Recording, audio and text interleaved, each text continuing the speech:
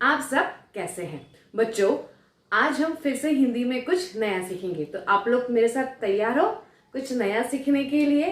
तो चलिए करिए क्या शकलका बुम बुम हिंदी के साथ। माँ माँ माँ, देखो मेरी प्रिय सहेली मान्या का मुझे पत्र आया है। अरे वाह पूजा, तुम्हारी सहेली का पत्र आया है, ये तो बहुत अच्छी बात है। देखो पढ़ो तो सही, उसने तुम्हें पत्र में क्या लिखा है। मेरी प्रिय सहेली पूजा, नमस्कार। आशा है कि तुम प्रसन्न होगी। मैं भी यहाँ पर कुशलतापूर्वक हूँ। मुझे समाचार पत्र के माध्यम से पता चला कि तुम कविता पाठ प्रतियोगिता में प्रथम पुरस्कार लाई हो। सुनकर बहुत खुशी हुई। तुम्हें इस खुशी पर बहुत बहुत बधाई। आशा है भविष्य में भी तुम इस प्रकार परिश्रम से कार्य करते हुए कक्षा में प्रथम आकर अपना नाम रोशन करूंगी। चाचा और चाची को मेरा प्रणाम कहना। हम जल्द ही मिलेंगे। मेरे पत्र का जवाब ज़रूर देना। तुम्हारी सहेली मान्या। माँ मैंने आपको मान्या का पत्र पढ़कर सुना दिया। कितना अच्छा लिखा है ना उसने। लेकिन माँ, मुझे एक परेशानी है। मैं इतना अच्छा पत्र नहीं लिख पाती हूँ। क्या आप मुझे सिखाओगी कि पत्र कैसे लिखते हैं? हाँ पूजा, मैं तुम्हें ज़रूर सिखाऊंगी कि तुम मान्या को पत्र कैसे लिख सकती हो। अभी तुम्हारा जन्मदिन आने वाला है ना, तो तुम उसे आमंत्रित करो अपने जन्मदिन पर आने के लिए। हाँ माँ, यह बहुत अच्छा सुझाव है। आप मुझे जल्दी से बता दीजिए पत्र कैसे लिखते हैं। पूजा, पत्र लिखने के पहले हमें यह जानना होगा कि पत्र लेखन क्या है और यह किस तरीके से लिखा जाता है, और लिखते समय हमें किन किन बातों का ध्यान रखना चाहिए। सबसे पहले वह मैं तुम्हें बताती हूँ कि पत्र लेखन क्या है।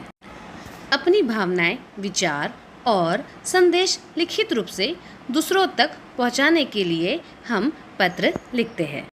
पत्र लिखते समय आवश्यक एवं महत्वपूर्ण बिंदु जिन्हें हमें सदैव ध्यान में रखना चाहिए, मैं तुम्हें अब बताती हूँ। पहला, अपना पता सबसे ऊपर बाईं ओर लिखें। दूसरा, तारीख पते के नीचे लिखें। तारीख लिखते समय महीने का पूरा नाम लिखें व सन भी पूरा लिखें। समझ में आ रहा है ना पूजा तुम्हें? हाँ माँ, मुझे समझ में आ रहा है। तारीख के नीचे पत्र लिखने वाले को संबोधित किया जाता है।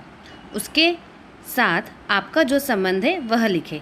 जैसे अगर तुम्हें चाचा जी को पत्र लिखना है या दादाजी को पत्र लिखना है, तो तुम्हें लिखना पड़ेगा पूज्य चाचा जी, आदरणीय दादाजी। या अपने प्रिय मित्र या सखी को पत्र लिखना है तो तुम्हें लिखना पड़ेगा प्रिय मित्र या सखी आदि। बड़ों के साथ पूज्य, माननीय व आदरणीय शब्द लगाते हैं, और छोटों व बराबर वालों के साथ प्रिय। यह भाग संबोधन कहलाता है। चौथा, इसके नीचे पत्र लिखा जाता है।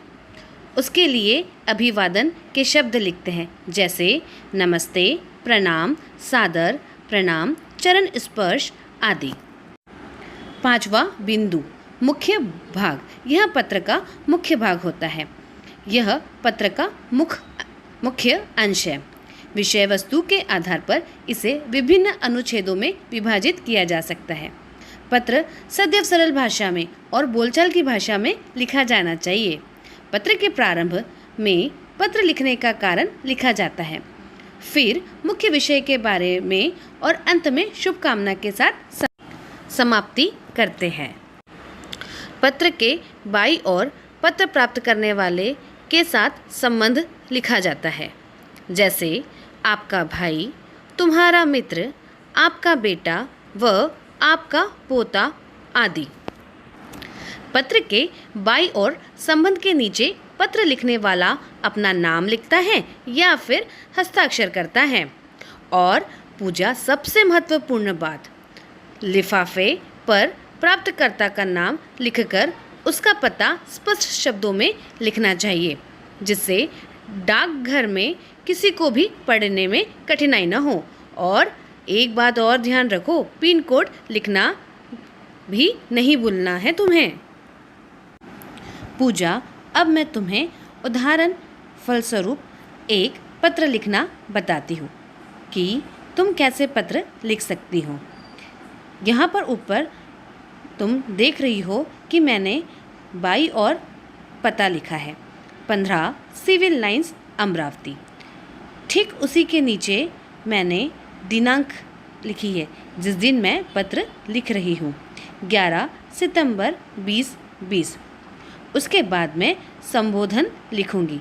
जैसे तुम अपने प्रिय मित्र को पत्र लिख रही हो तो तुम्हें लिखना होगा प्रिय अमय या मान्या, यह संबोधन है। अभिवादन में तुम्हें नमस्ते लिखना होगा। अब तुम्हें मैं पत्र का मुख्य भाग कैसे लिखते हैं वह बताती हूँ। आशा है तुम प्रसन्न होगे। जैसा कि तुम्हें मालूम है, हर वर्ष की तरह इस वर्ष भी दिनांक 20 सितंबर को मेरा जन्मदिन मनाया जा रहा है, जिसमें मेरे सभी मित्र आएंगे। अतः तुमसे प्रार्थना है कि इस अवसर पर शाम 4 बजे मेरे घर आना। तुम्हारे आने से मुझे बड़ी प्रसन्नता होगी। तुम्हारी प्रतीक्षा में यहाँ पर हम पत्र समाप्त करेंगे। अब पत्र के बाईं ओर प्राप्त करने वाले के साथ संबंध लिखेंगे, जैसे तुम्हारा मित्र, है ना। और अब उसके नीचे हमारा नाम लिखेंगे या फिर हस्ताक्षर करेंगे। आ गया ना पूजा तुम्हें समझ में? हाँ माँ, हाँ, मुझे अच्छी तरीके से समझ में आ गया।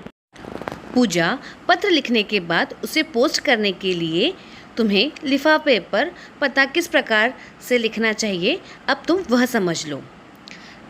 सबसे पहले पहली पंक्ति में पाने वाले का नाम लिखते हैं, दूसरी पंक्ति में घर का नंबर और मोहल्ला का नाम लिखते हैं, तीसरी पंक्ति में शहरी पोस्ट ऑफिस का नाम लिखते हैं और अंतिम पंक्ति में पिन कोड लिखते हैं, जो कि बहुत महत्वपूर्ण है। लिफाफे के बाईं ओर नीचे कोने में भेजने वाले का नाम व पता लिखते हैं। तो तुम्हें समझ में आया ना कि यहाँ पर देखो सेवा में लिखा है श्री पंकज, है ना, जिसे तुम पत्र भेज रही हो। दूसरी पंक्ति में उनके घर का नंबर लिखा हुआ है और तीसरी पंक्ति में शहरी पोस्ट, जैसे तुम्हें नागपुर पत्र भेजना है। और यहाँ कोने में देख रही हो ना कि तुम जो पत्र भेज रहा है उनका नाम और पता और शहर का नाम लिखा है। आ गया ना तुम्हें समझ में? हाँ माँ, आपने बहुत अच्छी तरीके से मुझे समझाया है कि पत्र कैसे लिखते हैं और लिफाफे के ऊपर पता कैसे लिखते हैं। बच्चों, पूजा को तो समझ में आ गया है कि पत्र कैसे लिखते हैं और मुझे उम्मीद है कि आपको भी समझ में आ गया होगा कि पत्र कैसे लिखते हैं। तो फटाफट निकालिए नोटबुक और पेन और पत्र लिख दीजिए अपने मित्र को, है ना। तो चलिए हम लोग फिर मिलते हैं। जब तक अपना ध्यान रखिए, हाथों को बार बार धोते रहिए। हम फिर मिलेंगे। नमस्ते।